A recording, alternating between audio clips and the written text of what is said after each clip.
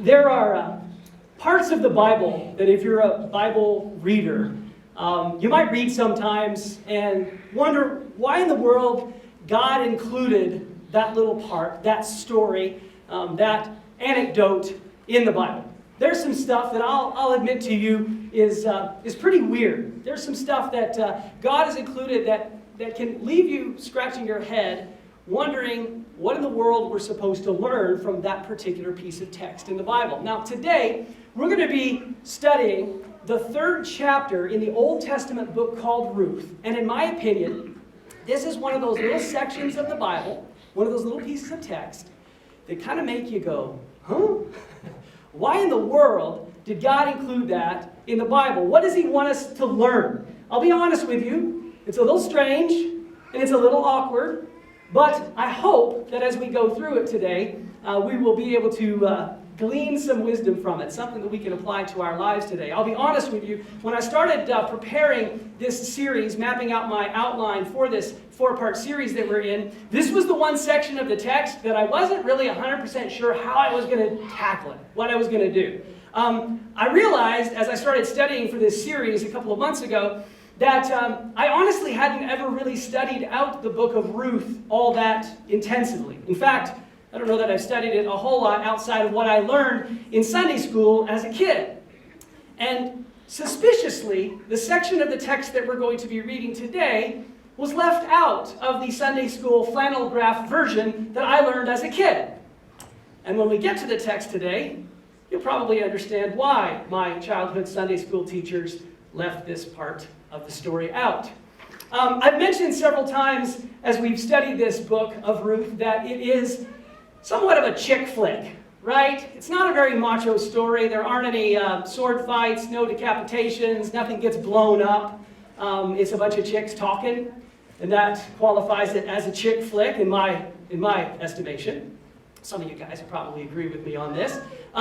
Today, it's actually going to jump the shark a little bit and morph into a little less of a chick flick and more of a soap opera, for lack of a better way of describing it. But, again, I think that if we really pay close attention and work real hard, that in spite of all of its femininity, I don't know if that's a word, but that's the one I'm sticking with, its girliness, it's kind of a girly book, girly story, I think there's something that all of us can gain and apply to our lives. Now, our story of Ruth began when a famine hit the land of Israel. And a man named Elimelech decided to move his family from Bethlehem, where they were living, to a place called Moab.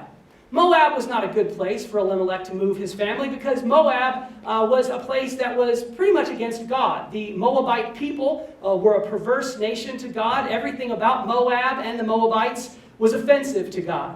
But Elimelech made this decision to move his family from Bethlehem in the land of Israel to Moab, essentially because he didn't trust God to provide for him and his family during the famine. Moab was a corrupt place. The people there worshipped a satanic god called Chemosh.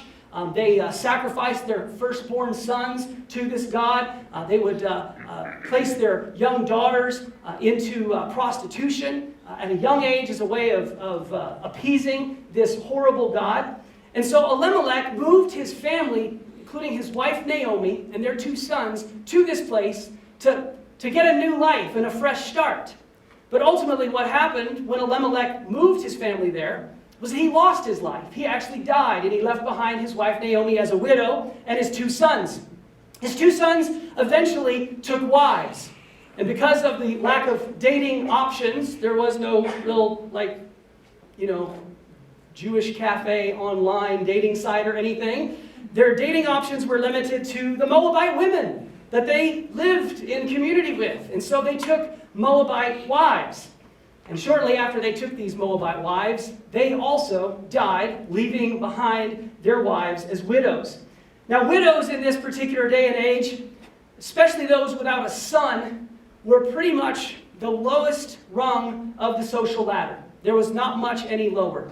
And so finding themselves pretty much destitute at the bottom of the social rung, homeless and helpless, Naomi, Elimelech's widow, and one of her daughters-in-law, one of the other widows, Ruth, decided that they would move back to Bethlehem in Israel to live out their last days as widows.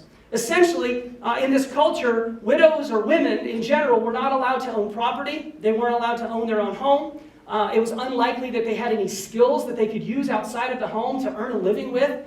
So they were basically going to have to live out the rest of their lives relying on the charity of others. And I guess they figured that going back to the land of Israel, back to Naomi's people in Bethlehem, was a better place to be a beggar than in the land of Moab.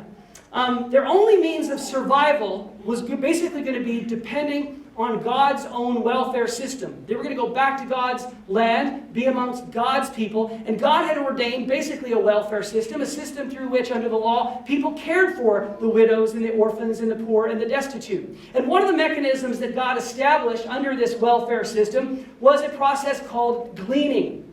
Gleaning was basically going out into the fields that were being harvested. And in Bethlehem, there were lots of fields. They had all kinds of grains being grown in the area. There were orchards, there were vineyards. It was a land of great produce. In fact, Bethlehem itself means house of bread or house of plenty, meaning that they could grow just about anything there. And so gleaning would have been the process of following along behind the landowner's workers and picking up the scraps. Under the law, if a person missed some of the grains or some of the grapes or olives or whatever they were harvesting, if they dropped something or they left something on the branches or on the vine, they weren't allowed to go back a second time to pick up what they left behind. They had to leave it. They were instructed to leave it there for the foreigners, for the widows, for the orphans, for the poor and the destitute, who would be following along behind gleaning.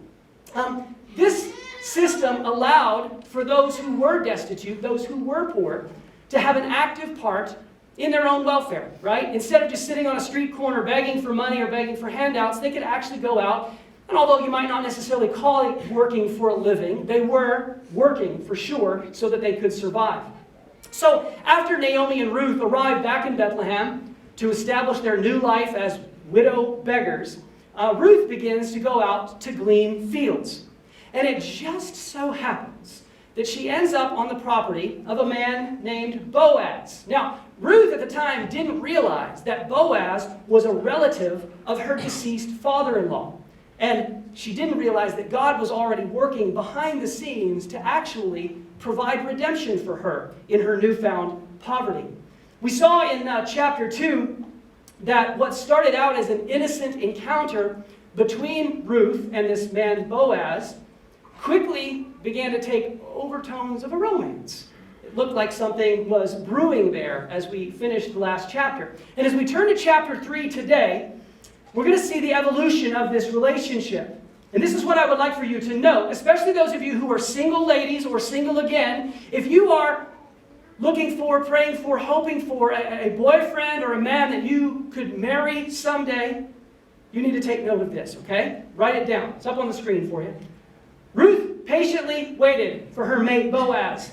And while you're waiting for your Boaz, don't settle for any of his relatives. Broke as, Poaz, lying as, cheating as, dumb as, drunk as, cheap as, lying as, good for nothing as, and especially his cousin, beaten yo as. Like Ruth, you need to patiently wait for your Boaz and make sure that he respects yo as. You got it? You need to write that down? Take a quick snapshot on your phone or your tablet. Okay, that's good advice for all you single and single again ladies. It's not in the Bible, but I think it's pretty good advice. Agreed? Yeah. All right. With that, let's jump right into the text of chapter 3, and let's begin reading. Verse 1. One day, Naomi said to Ruth, "My daughter, it's time that I found a permanent home for you, so that you will be provided for. Boaz is a close relative of ours, and he's been very kind by letting you gather grain with his young women. Tonight, he will be winnowing barley at the threshing floor." So for the end of chapter 2, where we concluded last week, to now, the beginning of chapter 3, about 7 weeks of time has passed. The harvest season has come to an end. And during this 7-week window, we know that Naomi and Ruth were probably pretty well cared for by Boaz. We saw that Boaz had actually set up for Ruth to actually acquire more gleanings than the average gleaner would receive. In fact, Boaz told his employees, his workers, to drop extra stuff for Ruth. And so Ruth was taking home quite a bit of gleaning. They were set up pretty well. But now that the harvest season is over, we clearly see that Naomi is a little bit concerned for their future. Now, she was very excited when she discovered that Ruth had made this connection with Boaz. He was a blood relative. She referred to him as a kinsman redeemer. The Hebrew word that she used there is actually the word goel. This was different than saying that he was just a relative. A goel, or a kinsman redeemer, actually had a specific role in a family line or in a clan. Under the Old Testament law, there were very specific things that a kinsman redeemer, or this goel, could do. Remember, to redeem something is to buy it back, or to pay off a debt to restore something to its original value. And so a kinsman redeemer was a blood relative who was allowed to buy something back that had been tragically or unwittingly lost.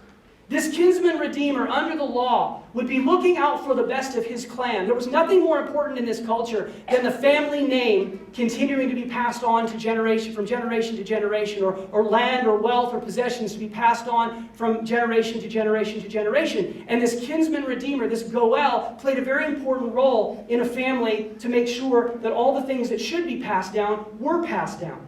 So this redeemer had the ability to buy back things that were tragically or unwittingly lost. And this could have included property, it could have included land or livestock, it could have included personal freedom, if a person ended up in slavery as a result of a debt or something. It could also include one's very life.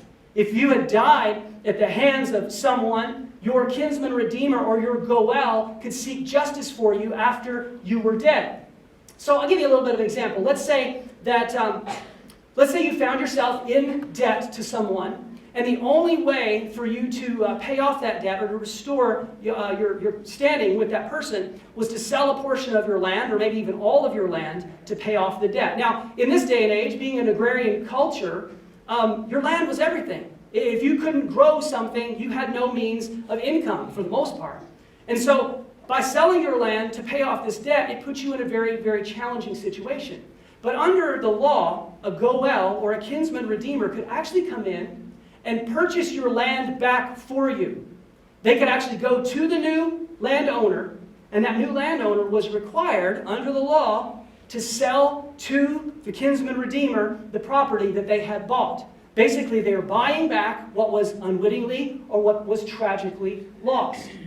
A kinsman redeemer had to meet all three specific requirements. The first one is this: they had to be qualified.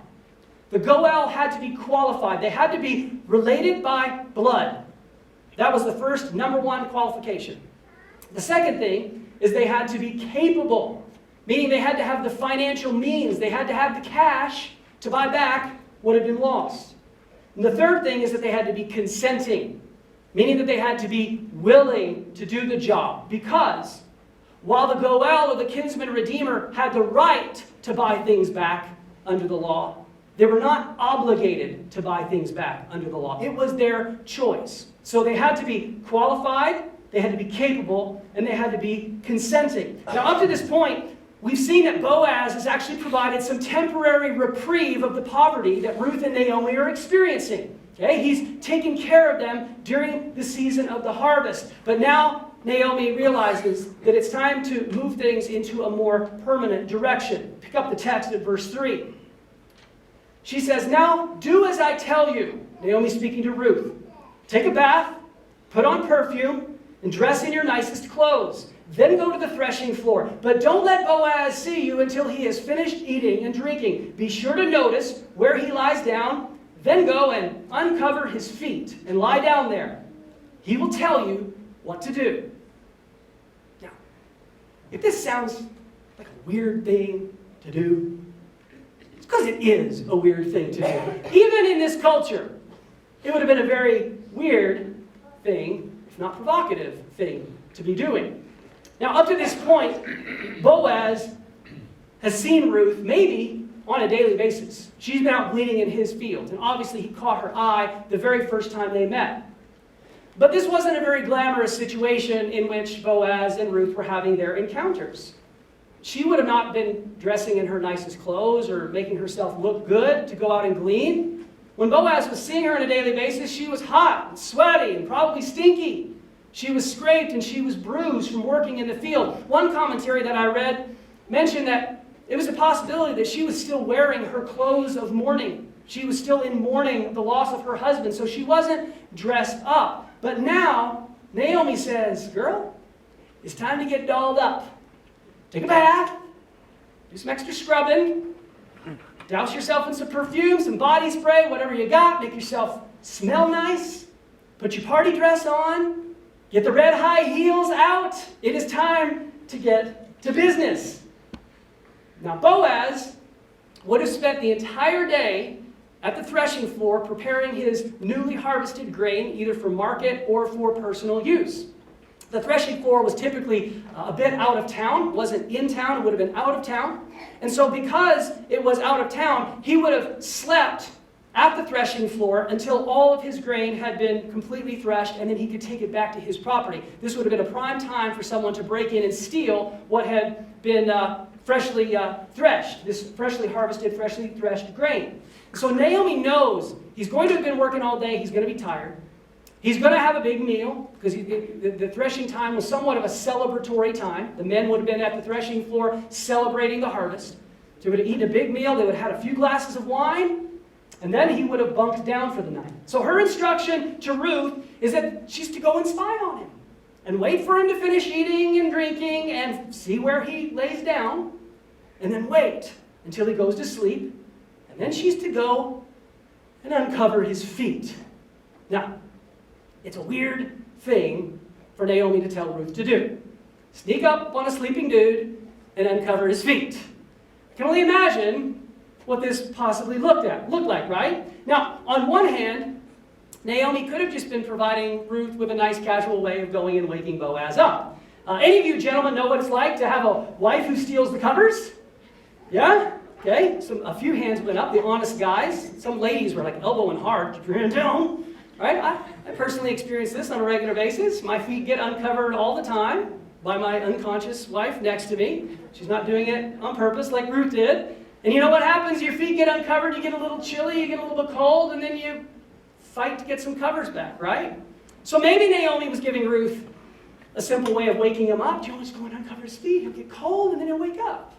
Or, a lot of theologians actually believe that this term, uncover his feet, was actually a euphemism for uncovering more than just his feet, if you know what I mean. And this is obviously why my Sunday school teachers left this out of the flannel graph illustration when I was a kid. You with me? It's okay to be a little uncomfortable, because it is a little uncomfortable. Some of you are really uncomfortable. You know where this is going, right? Verse 5, Ruth says, I will do everything you say. So she went down to the threshing floor that night and followed the instructions of her mother-in-law. After Boaz had finished eating and drinking and was in good spirits, he lay down at the far end of the pile of grain and went to sleep.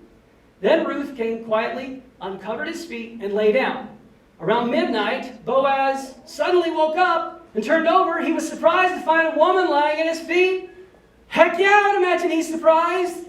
There weren't typically women at the winnowing floor, at the threshing floor to begin with, right? And remember, there's no electric lights, right? So it's midnight, it's pitch black.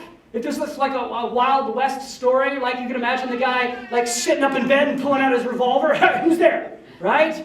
He's probably startled. Maybe this is someone who's broken in to steal his grain. He doesn't know what's going on. Verse 9, he says, who are you? I'm your servant Ruth, she replied. Spread the corner of your covering over me, for you are my family Redeemer. This, for all intents and purposes, is a marriage proposal. Basically what Ruth is doing is she's proposing marriage to Boaz. Now, I heard a pastor say that this spread the corner of your covering over me is based on a Hebrew tradition that at a wedding ceremony, the groom would spread his cloak over the bride, indicating that he was taking her under his wing of protection. Okay, and that's what Ruth is proposing to Boaz here. Spread the cloak and take me under your wing of protection. Now, I heard his pastor say that, and usually when I hear another pastor say something, I spend some time researching it to make sure that I am actually sharing something that is truthful. And I spent a fair bit of time trying to find evidence of this statement, and I couldn't find anything. So I don't know if it's true or not. Might be, but it wasn't obvious. It wasn't something that I could obviously find. I would actually say that a more likely interpretation of what Ruth is asking here is actually to get under the covers with Boaz. That's what she's asking to do. She's essentially making an offer to sleep with him. Now, before you get all weirded out, that's in the Bible. There is something that you need to keep in mind, and that is that in these days, people getting married didn't look exactly like it looks for us today. Like today, you get married, you go to the city hall, you fill out an application for a marriage license, you wait your 30 days, you pay your fee, you get it, you schedule the wedding, you go and say I do in front of a judge or in front of a pastor or someone, and there's a whole 9 yards that you have to go through in order to get married. But back in those days, it was simple enough for two people to just say, we're married. We're going to commit to each other. We're going to be husband and wife. In fact, in Exodus chapter 22, under the law of Moses, there are actually instructions for how a man is to proceed with his commitment to a woman once they've consummated their relationship physically. And that process has nothing to do with getting a marriage license, filling out an application, or even having a wedding ceremony. It's just simply a commitment and a move forward, that this is what we've done, and this is who we're going to be from now on. The Bible actually God describes people getting married as two becoming one flesh. You've probably heard that at just about every wedding ceremony you've been to, especially if it was a Christian or church wedding ceremony, that two become one flesh. Think about that for a moment. Filling out a marriage application, license, getting the city or the province to say that you're married is not what makes two one. Standing in front of a group of people, reciting vows and saying, I do, in front of a pastor is not how two become one flesh. Two become one flesh when they come together physically, right? That is essentially what that means. Two become one flesh. Two come together physically, and that's what really, under God's laws, under God's view, that is what creates a marriage. And that's essentially what Ruth is proposing here. She's saying, let's be married. Let's two become one flesh. Now, for those of you who are not married, this is a really, really good point for you to kind of stick a stake in the ground and realize that if you are sleeping with someone to whom you are not married, two are becoming one flesh. It is a spiritual thing that happens when two people come together physically and have sex with one another. And if they're not married, under God's instructions and the way that God has designed us as spiritual beings, there is a spiritual connection that takes place there. Okay? I heard Andy Stanley say on many occasions that what God has made one, we can't undone. Right? It's difficult for us to undone what God made one. And when two people come together physically, God is making them one. It is a spiritual thing. We think about sex as a physical thing, but it is a spiritual thing that happens. Two become one flesh. And again, Ruth is proposing this to Boaz. Put your cover over me. Let's be husband and wife. Let's be husband and wife right now. And let's look at how Boaz replies in verse 10. Woo-hoo! That's how I would have replied. Okay, he didn't say woo-hoo. He said, the Lord bless you, my daughter, which is ancient Hebrew for woo-hoo! Really? Come on. Okay. He says, you are showing even more family loyalty now than you did before. For you have not gone after a younger man, whether rich or poor. Now this gives us a little bit of insight into Boaz that maybe we didn't notice before. It tells us that Boaz is probably a little older than Ruth. Ruth would have probably been in her mid-20s at this point. She was married to her husband for 10 years, the text tells us. Likely married as a teenager, mid to late teens. And so she's probably mid to late 20s at this point. Boaz is considerably older. Maybe 40s, maybe 50s, maybe even 60s. We do know that he's a successful businessman and that he is a bachelor. As far as we know, he has never been married. And this is what he continues to say. Now don't worry about a thing, my daughter. I will do what is necessary, for everyone in town knows you are a virtuous woman. But while it's true that I am one of your family redeemers, there's another man who is more closely related to you than I am." This is interesting. 7 weeks before, Ruth and Naomi show up in town. And Ruth is this Moabite woman who has entered their village to live like a Hebrew person. Now, she would have been the hot topic around the water cooler. She would have been the butt of a lot of jokes. Moabite women were not held in high regard. In fact, they were considered to be pretty sleazy, if you know what I mean. And so we see, this is an interesting statement, that Boaz says that everyone knows you're a virtuous woman. This tells us that over the course of this 7-week window, Ruth has done a lot to overcome her cultural past. She has served her mother-in-law. She has worked hard in the fields. She's conducted herself in a virtuous way, very different than what people would have typically seen in the Moabite women. But now, after 7 weeks, her reputation has completely changed. And here's one thing that I want you to know. If you're a note taker, write this down. Ruth's character has trumped her cultural background. Ruth's character has trumped her cultural background. This is really important for all of us to take note. And I could preach a whole sermon on this. I don't have time today, but I want you to think about this for just a moment. All of us come from somewhere. All of us come from a background. Maybe it's our family history. Maybe it's our religious past. Maybe it's the way that we were raised. Maybe it's a marriage that we were in that busted up, or more than one marriage that we were in that busted up. And you know what? It is possible for us to get past our past, as long as we focus on cultivating a character that is a God-like, God-honoring character. Ruth made a decision on the road to Bethlehem to commit to Naomi's people being her people and her God being, Naomi's God being her God. She essentially said, I'm going to follow God. I want to live like a God-fearing, God-following person. And in doing so, in a very short window of time, we see that Ruth has overcome this cultural past. So maybe you came from a broken home. Maybe you came from an abusive relationship. Maybe you came from some sort of weird church cult-like background. Maybe you came from Saskatchewan. It is possible, it is with lots of prayer, it is possible for you to overcome that cultural background.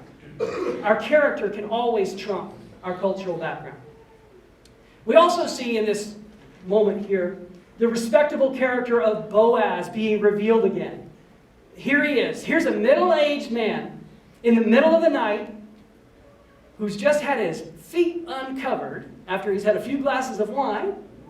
And how does he respond to Ruth's proposal? He puts the brakes on. He does the right thing. He says, no, wait a minute. This might be what I want to do, and maybe this is what I should do, but there are other things that we need to consider before we go there. Why? He says, there's another member of the family who is a closer relative of Elimelech who gets first dibs on Ruth. Essentially what Boaz is saying is he's saying, as much as I might want to do what you're proposing that we do, I don't have the right yet. Again, for those of you who are not married to one another, when it comes to our relationship, and especially the physical aspect of our relationship, gentlemen, if you hadn't put a ring on it, you don't have a right to it yet. That's one of the lessons that we need to take from this today. Verse 13, Boaz says, stay here tonight, and in the morning I will talk to him. If he's willing to redeem you, very well, let him marry you. But if he's not willing, then as surely as the Lord lives, I will redeem you myself. Now lie down here until morning. I would imagine that neither of them slept particularly well that night. Boaz certainly needed a cold shower at this point, and I doubt that there was a cold shower at the threshing floor. Ruth had to be concerned about how things were going to play out. How was she going to go and explain to Naomi that her proposition had not gone the way that they had planned for it to go? Who is this other Goel, this other kinsman redeemer that she now might be marrying? She has a relationship with Boaz. She has known Boaz. Does she even know this other person? We can imagine that she tossed and turned all night. But early in the morning, things move along. Verse 14, it says that Ruth lay at Boaz's feet until the morning, but she got up before it was light enough for people to recognize each other. For Boaz had said, "No one must know that a woman was here at the threshing floor." We see again that Boaz is concerned about her reputation. He wants to make sure that although she has been there, that nothing has happened between them, that there's no rumor. Because people in the village now see her as a virtuous woman. And if they think that something has happened that shouldn't have happened, then it really sullies her reputation. It destroys her character. And he's more concerned about her character than anything else. Again, another lesson there. Ladies, when you're dating a man, in a relationship with a man, if he is not more concerned about your character and your reputation, your virtue than anything else, you need to second guess that relationship. Boaz said to her, "Bring your cloak and spread it out." He measured 6 scoops of barley into the cloak and placed it on her back. Then he returned to the town. When Ruth went back to her mother-in-law, Naomi asked, "What happened, my daughter?" This is a terrible translation. What happened, my daughter? In the Hebrew, in the original Hebrew language, she says, "Who are you?" In essence, she's asking, "Are you Mrs. Boaz now? Did you two seal the deal? Did he put a ring on it?" That's what she wants to know. Ruth told Naomi everything Boaz had done for her. And she added, "He gave me these 6 scoops of barley and said, 'Don't go back to your mother-in-law empty-handed.'" Then Naomi said to her, "Just be patient, my daughter, until we hear what happens. The man won't rest until he has settled things today." End of chapter. Dun, dun, dun. Little cliffhanger there. It's a strange little story to be in the Bible. If you're new to church, new to the Bible, maybe you're just exploring claims of God, the claims of the Bible for the first time in your life, this can leave you scratching your head. What in the world is this about? It's not what you typically think about when you think about the Bible, because there's not even any mention of God in here. There's no mention of God. There's no religious instruction for us. There's nothing for us to kind of walk away with and go, that was wisdom to apply to my life. It's kind of a tough thing to figure out here. Now, I want to make sure that you understand that the Bible is not a book about religion. It's not a religious book. The Bible is actually, it's not even a book, it's a collection of writings. It's a collection of books, a collection of writings that have been assembled that actually describe for us relationship. Primarily, relationship between God the Creator and us, His creation, humanity. This is what the Bible is all about. And we here at Grasslands, we don't teach religion either. We don't even teach Christianity. What we teach is Jesus. And so for the last little bit of time that we have together, what I want to do for you is actually I want to try to teach you some Jesus based on this very interesting, if not provocative, story that we've just read. The Old Testament of the Bible is full of what we call typology. Typology. And if you've ever heard people say that Moses from the Old Testament or Joseph from the Old Testament are a type for Jesus, that is an element of typology, essentially what that means is that they are a foreshadowing of Jesus. So if you read the story of Moses or Joseph, which we studied this past summer here at Grasslands, and you read it through the filter of Joseph being a foreshadowing of Jesus, it's really interesting to see the typology. We see how God used Joseph and Moses to be rescuers, saviors for the people of Israel at the time. And we see a lot of similarities and some very interesting parallels to that of Jesus and his ministry and what he has done for us today. Now, in this story of Ruth, we have another type for Jesus. And that is this gentleman named Boaz. Boaz is actually a foreshadowing of Jesus. Now, I talked a little bit last week about the way that Boaz the Redeemer and Jesus the Redeemer shared some similar characteristics. But I think in this particular chapter, the doors get blown off. And I want to highlight a few things for you to see if your mind doesn't get blown as well in the process. Now, I've joked around quite a bit about this name Boaz, because it's a funny name. Bet your ass, it's a funny name, right? Boaz, it's a funny name. You with me on that? Yeah. Rambo-az. Did you like that joke? Did anybody laugh when I said that? I wasn't here. I was on video. You weren't here last week. You missed a great joke. You should go watch the video. Okay. As much as I've joked around about the name Boaz, there actually is some significance to it. The name Boaz means in strength. That's what Boaz means. We often see people in the Bible with names that mean something. And often they fail to live up to their name. Elimelech was a perfect example. Naomi's husband, Elimelech, his name meant, "My God is king." But we saw very quickly that while his name meant, "My God is king," he was not surrendered to the authority of God as the king in his life. But Boaz definitely wears his name very well. We see that he is a man who has strength of character, strength of integrity. He's a man who has strength in his business acumen. He is a man who stands strong. In fact, the writer in chapter 2 told us that he is a man of standing. Just a great way of describing him. He was a man of great strength, great character, a man of standing. When King Solomon built the temple, the first temple of God in Jerusalem, the place where the Israelites would worship God, he erected 2 large bronze pillars at the front entryway. And he named them. The one on the right he called Jachin, which means he will establish. The one on the left he called Boaz. It was the name of that pillar. And I find it very interesting that for generations, when people wanted to worship God, they wanted to enter the temple, they wanted to enter God's presence, they had to pass by Boaz. No one could get to God without going by Boaz.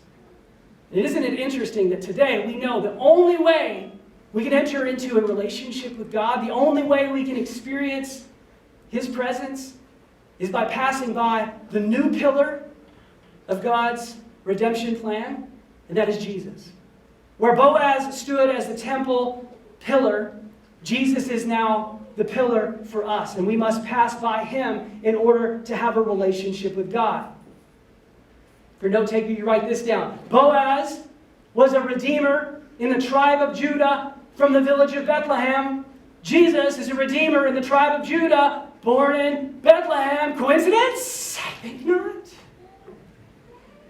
I already mentioned that a kinsman redeemer, a goel, had to meet 3 specific criteria. He had to be qualified, he had to be capable, had to be consenting. And we see that Boaz was able to meet that standard as the redeemer of Ruth. Let's see how Jesus meets those requirements as our Redeemer. In Hebrews chapter 2, verse 14, the writer says, "Because God's children are human beings made of flesh and blood, the Son also became flesh and blood, for only as a human being could He die, and only by dying could He break the power of the devil, who had the power of death."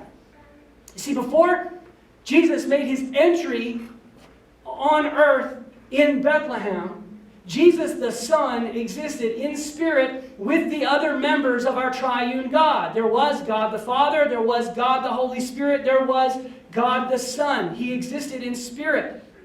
But in order for Him to be qualified as our Redeemer, He had to share our blood. And so that's what He did. In fact, in John's Gospel, John wrote that Jesus became flesh and blood and made His dwelling among us.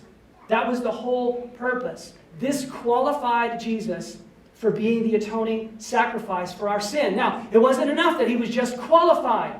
He also had to be capable. He had to have the right currency to pay, to redeem us, to pay the price for our redemption. Under the law, the only way atonement could be made for sins was the sacrifice of a perfect, unblemished animal.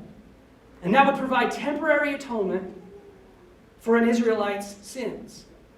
But then God sent His Son Jesus, who was qualified, and gave Him the currency. He lived a life that was sinless and blameless. He was perfect, and He was slain for our sin. God made Him who knew no sin to be our atoning sacrifice, so that we could be made right with God, so that we could be redeemed. The price of our debt could be paid. We could be restored for our rightful place in relationship with God. Jesus' sacrifice takes away the sins of the world once for all. Jesus' sinless life was the only sufficient currency to pay the price for our sin, our debt against God. So Jesus had the right qualifications. He had the right currency. But the third and the most important question was he consenting? Did he consent to be our Redeemer? John chapter 10, verse 17. Jesus said, "The Father loves me because I sacrificed my life so I may take it back again. No one can take my life from me. I sacrifice it voluntarily." We clearly see in Jesus' own words, he was consenting. He was qualified, he was capable, and he was consenting. Here's another little nugget that I dug up that I thought was pretty fascinating. On the morning that Boaz sent Ruth back home, he gave her 6 measurements of grain. Now, any God-fearing Hebrew person who heard this story would have heard that and gone, "What? 6?" The number 6 is quite significant. 6 is the number of imperfection or incompletion. Boaz gave her an incomplete number, an incomplete measurement. And I think what Boaz was doing here was actually significant. I think that he was giving her an incomplete portion of what would eventually be her full inheritance. If and when they were to be married, which was their plan, provided this other kinsman redeemer didn't want to take Ruth, he's basically saying, "I'm giving you 6 measurements of grain as a deposit. Because what I want to give you is everything. I want to give you the full inheritance of everything that I have." He was making a promise to her for the future that he would finish what he started. Now, those of you who are here today who have placed your faith in Jesus, let me ask you this question. Have we received our full inheritance from God? What do you think? Think we got it? You think living in Medicine Hat, the beautiful prairies of Canada, is the best that God has to offer us? As much as we might like it? No, we don't have our full inheritance yet. But God has made a deposit in us by way of the Holy Spirit who lives in us and dwells us and leads us in our life to a godly life. But it's just a deposit. There is so much more to come that God has promised us. 1 Peter chapter 1, Peter writes, "All praise to God the Father of our Lord Jesus Christ. It is by His great mercy that we've been born again, because God raised Jesus Christ from the dead. Now we live with great expectation, and we have a priceless inheritance, an inheritance that is kept in heaven for you, pure and undefiled, beyond the reach of change and decay. And through your faith, God is protecting you by His power until you receive this salvation, which is ready to be revealed on the last day for all to see." Boaz gave Ruth 6 measurements of grain and said, "The rest will be yours when I take you as my bride." Jesus has made a deposit in us by way of the Holy Spirit. And one of these days, He's going to come back and take His bride. The church is Jesus' bride. And when He takes His bride, then we will receive our full inheritance as co-heirs with Jesus. There's so much more that God has in store for us in our future. The last thing that I want to point out to you today is not really so much about Boaz as much as it is about Ruth. And I hope it's obvious to you how God uses this story of Boaz to point towards Jesus as a redeemer. I think it's pretty convincing. I think it's obvious that this is clear foreshadowing. In the story, do you recognize who we are? Who are we in the story? We are Ruth, right? We're the ones that have come from a place that is far away from God. We're the ones that are destitute. We're the ones that are without family and without hope, without a redeemer. That is who we are. While Boaz was qualified and capable and willing to be the redeemer for Ruth, Ruth had to go to Boaz and offer herself to him. And the same is true for us in our redemption through Jesus. We've got to approach Him. We've got to offer ourselves to Him.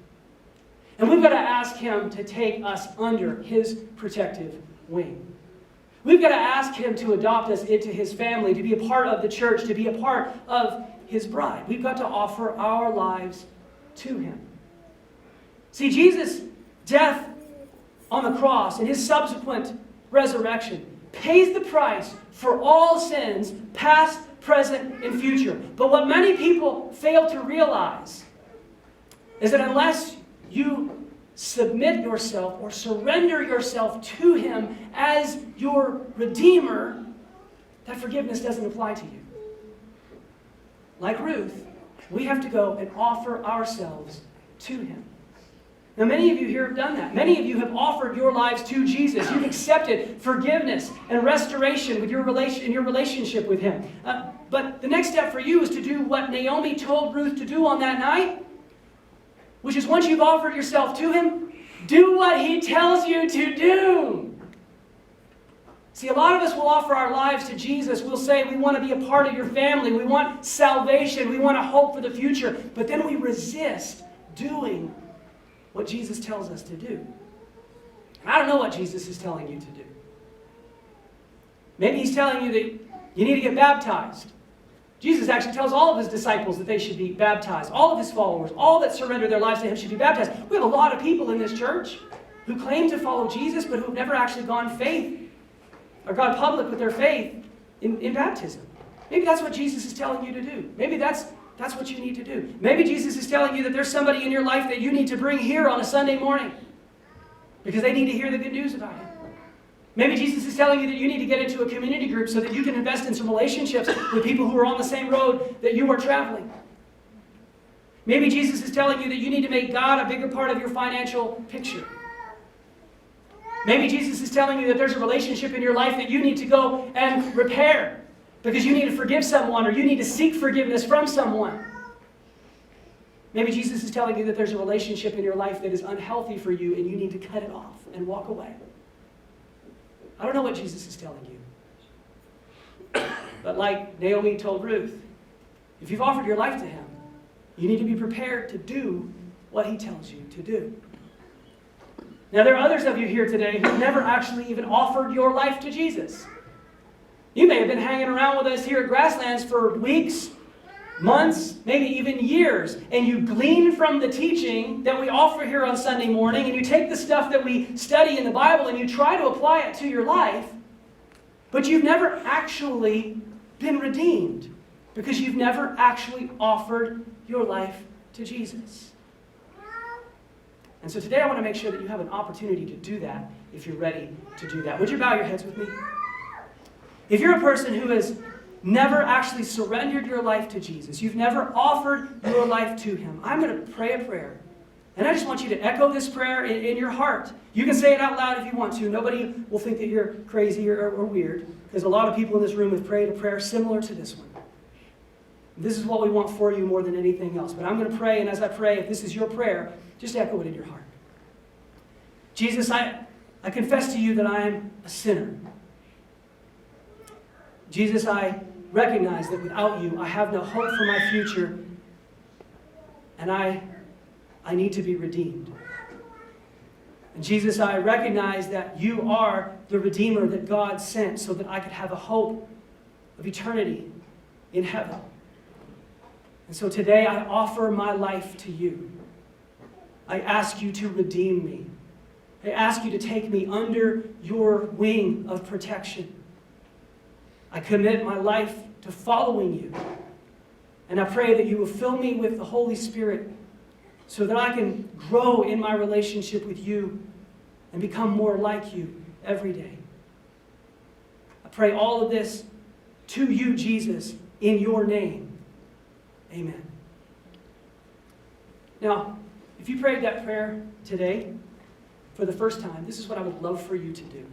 We're going to have an offering in just a few minutes as we close in our last song. When we do, I would love for you to take your feedback card out and fill out that feedback card and check off the box there that says, I decided to follow Jesus today. What we want to do is we want to come alongside you and we want to help you grow. We want to connect you in relationships. We want to get you a Bible. We want to connect you in a group where you can really start to put the puzzle pieces together of what it means to be a child of God and how Jesus really, truly redeems us. We don't want to assume that you know everything because none of us do, but we collectively, as a family, can help one another grow, and that's how we want to connect you. If you still have more questions or you're still searching, we want to invite you to just keep coming back. Keep hanging out with us. Ask us questions. Fill out your feedback card and just tell us you got more questions. Send me an email. If you're a person here today who has been following Jesus, or you have surrendered your life to Jesus at some point, but you know there's something that he's telling you to do and you've been resisting and you need help with that, fill out that feedback card or send me an email. We'll follow up with you. We'll make sure that we help you take the steps that you need to take in order to gain the full benefit of this abundant life that Jesus offers us. Let me pray for you, and then we're going to close with this song. God, thank you so much for the hope that we have in your Son, Jesus Christ. Thank you so much for this amazing story and this foreshadowing of your Son, Jesus, to come through Boaz. It's so amazing that you not only use the story of Boaz and Ruth to foreshadow, but as we're going to see in the text next week, you actually use them as a part of the way of bringing this new Redeemer. I'm so excited about that. I'm so excited about those who are in this room who are taking great steps of faith and following you and committing their lives to you. I'm so thankful, God, that you have given us this church family that we call Grasslands. I pray that you watch over us, that you protect us, that you be our leader. And I pray, Heavenly Father, that for those who prayed that prayer today to commit their lives to you, that they would have the courage to step out and say, hey, yep, I'm new and I'm ready to go. And that we would sufficiently be able to come alongside them to help them take great steps in their new relationship with you. Pray all of this in Jesus' name. Amen.